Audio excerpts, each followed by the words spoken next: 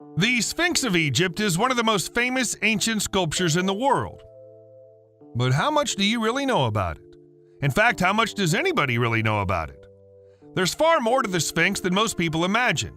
You probably won't even realize how much about it you don't know until you've finished watching this video. Let's start with the theory that several people have posited, but nobody's ever been able to prove. The idea that there's a secret door or tunnel beneath the Sphinx leading to underground chambers. This is a per theory of the historian Matt Simpson, who believes that there are tunnels beneath the Sphinx that connected to the pyramids of Giza. Simpson is positive that a French archaeological excavation located the secret doorway during a dig in 1837, and that the incident was witnessed by the Egyptologist Colonel Howard Weiss, but that both the team and Weiss were somehow compelled to keep the discovery secret. Simpson's theory seemed outlandish, until the discovery of secret tunnels beneath the Giza Plateau in 2019. If there are tunnels down there, they must lead somewhere. A connection between the pyramids and the Sphinx makes a degree of sense if we're to assume that the internal cavities of the Sphinx had a purpose. But the question of why the French archaeologists and the colonel would be ordered to keep their discovery secret remains unresolved. It'd surely be a historically significant find, so why keep it quiet? Here's a less controversial statement about the Sphinx. It was carved from a single piece of rock. The sculpture seems too enormous for that to be true, and yet it is. This colossal monument was carved from a single piece of limestone, which was chipped away at by presumably hundreds of workers until we were left with the 240-foot-long, 66-foot-tall shape we recognize today. Actually, that's not quite true. The present-day Sphinx has been repaired and partially restored with limestone blocks, so its original shape would have been very slightly different. An art or construction project on this scale would be a monumental undertaking for any building or design company today. So the idea of the ancient Egyptians going about their work with nothing more sophisticated than basic hand tools all those years ago is nothing short of staggering. We don't even know the name of the designer who oversaw the process, as unlike many other large sculptures and structures in Egypt, the Sphinx doesn't carry any inscriptions to identify the people who made it. It's no wonder that some people believe it was made by aliens. We're back into controversial territory again with our next statement. The Sphinx might actually have been intended to be a representation of Anubis, the dog-faced god. Conventional archaeological and historical theory says the original face of the Sphinx was that of the pharaoh Khafre, but there are plenty of people who disagree with that assessment. One school of thought is that it may have been a lion designed to represent the star sign Leo, but lions didn't have any special status in ancient Egyptian culture. Dogs, on the other hand, did, and that was thanks to Anubis. Look again at the shape of the Sphinx, with its flat back and the position of its legs. Does it remind you of a dog? Another point to consider is that Anubis was believed to be the guardian of the necropolis. If, as some believe, Giza Plateau is or was a necropolis, it makes all the sense in the world to have an enormous sculpture of Anubis looking over it. Could the face of the Sphinx have been altered in such a significant way since it was first made? It's possible. We've mentioned that there's no inscription on the Sphinx already, so it seems only right to ask who built it. If we disregard the Anubis theory and say it's a representation of King Khafre, it must have been built between 2558 and 2532 BCE. There's no solid proof of that though, and there's no universal agreement on who built it, why they built it, and what its originally intended purpose was. That's a disturbing lack of information about one of the world's largest sculptures and the oldest known monumental sculpture in Egypt. We don't even know what its original name was, as it bizarrely doesn't appear in any of the literature of the old Egyptian kingdom. We know that it was called Horemakhet during the New Kingdom era, but that's not thought to have been its first name. It wasn't first called the Sphinx until about 2,000 years ago. The fact that there's no record of the building of the Sphinx, nor the naming of the artifact from a civilization that kept such meticulous records of everything, is suspicious, and makes us wonder whether records have been destroyed. If so, why? Here's a question that hides in plain sight. What happened to the nose of the Sphinx? The most popular version of events is that the armies of the French Emperor Napoleon Bonaparte broke the sculpture's nose during a military battle near Giza during the French invasion of Europe in 1798. In fact, that version of events appears in some history books.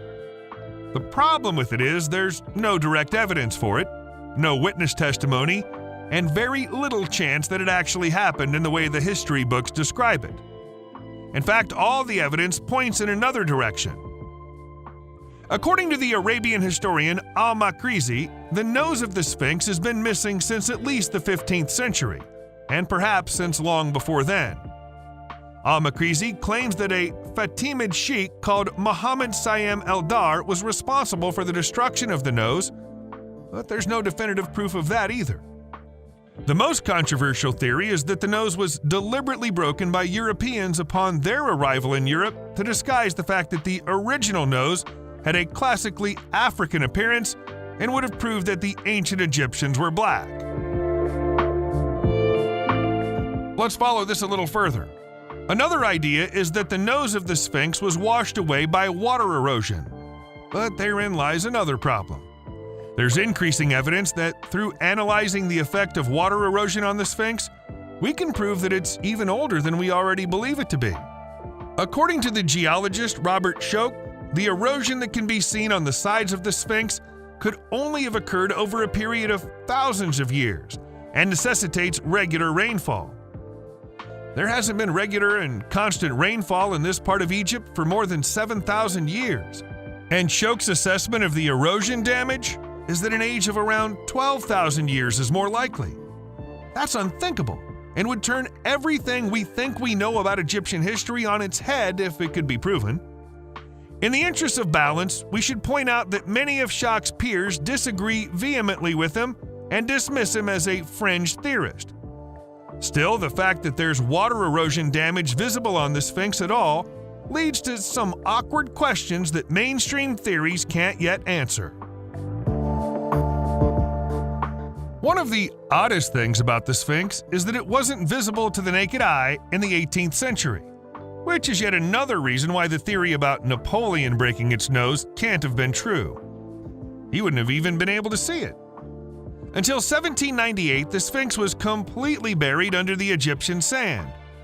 It was only when the top of its head became visible after the sand shifted that anybody knew it was there at all.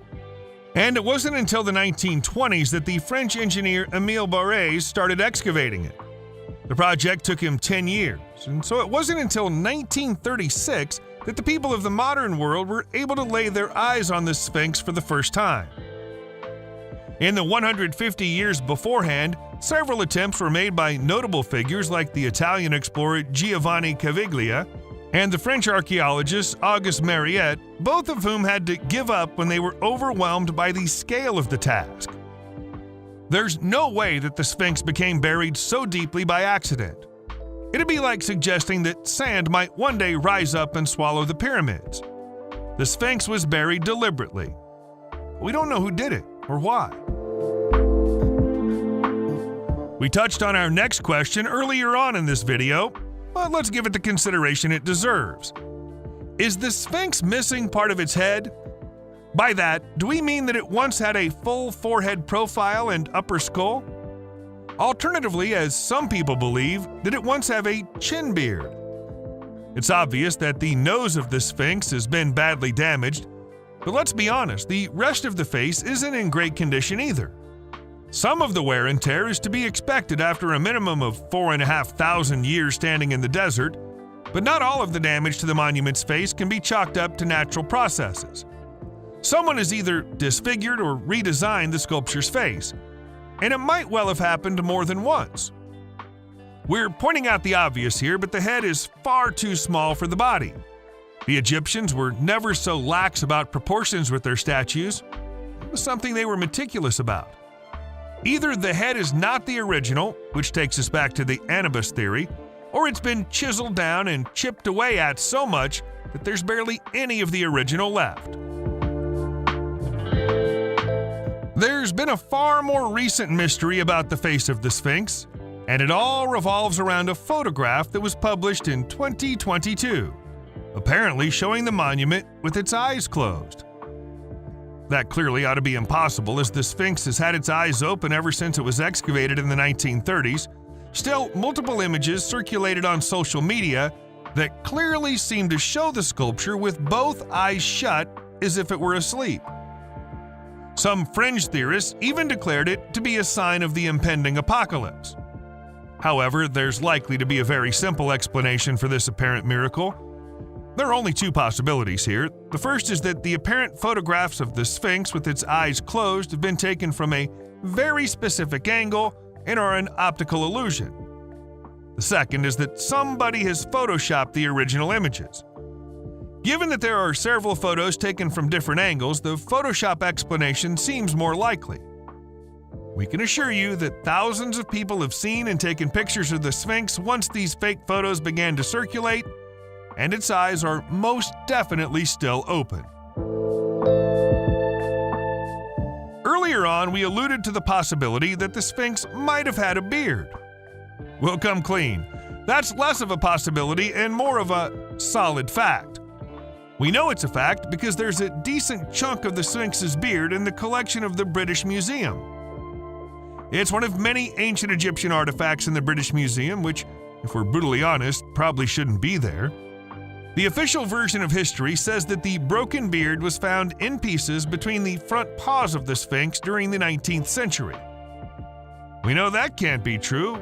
As we've already covered, the front paws of the Sphinx were buried under sand until the 1930s. Although it's been suggested that Caviglia got down as far as the paws before giving up on the idea of excavating the rest of the sculpture. It's both frustrating and surprising that the recent history of the Sphinx is just as full of holes as its ancient history. Nevertheless, the beard is real, and there's a campaign in Egypt to put all the pieces back together and reattach it to the monument's chin. So what's the big takeaway here? What's the biggest thing that we didn't know about the Sphinx before that we now know? Perhaps it's the revelation that we have no way of knowing how old the Sphinx is, other than a general feeling that it's definitely older than the pyramids it watches over, and may in fact be several thousand years older than them. It might have been built for Khafre somewhere around 2600 BCE, or it could already have been ancient by the time Khafre was born. The effects of erosion on the limestone are suspicious, but if we start talking about an age of 9,000 years or more, we'd have to rule out the idea that it was built by the ancient Egyptians at all, or at least not by the ancient Egyptians as we currently understand them. It'd have to be an advanced civilization that predated the Egyptians and perhaps laid the foundations for their culture. That's not the same as us saying that aliens were involved, which is something that so many fringe theorists are fond of saying about the Egyptians. But it does make us wonder who lived on the land before them. Perhaps the bigger mystery is what the Sphinx was carved for and what its purpose was. We've all seen pictures of this world-famous monument all our lives, but how many of us have ever stopped to wonder why it's there? If it's really a representation of Khafre, it seems incredibly vain even by the standards of Egyptian pharaohs. Making something like this would have set a precedent. So why did none of Khafre's successors build a Sphinx of their own?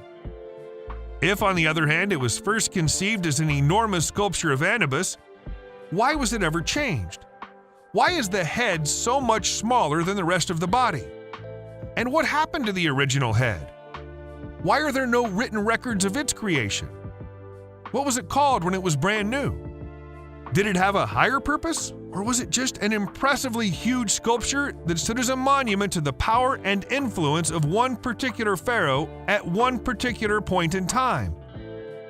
These are questions we don't have the answers to. But we hope that you're now asking those same questions yourselves, and that you've enjoyed this look at Egypt's most mysterious monument. Subscribe to the channel and turn on notifications, and you will be the first to know when a new video comes out. Thank you for watching, and see you in the next video.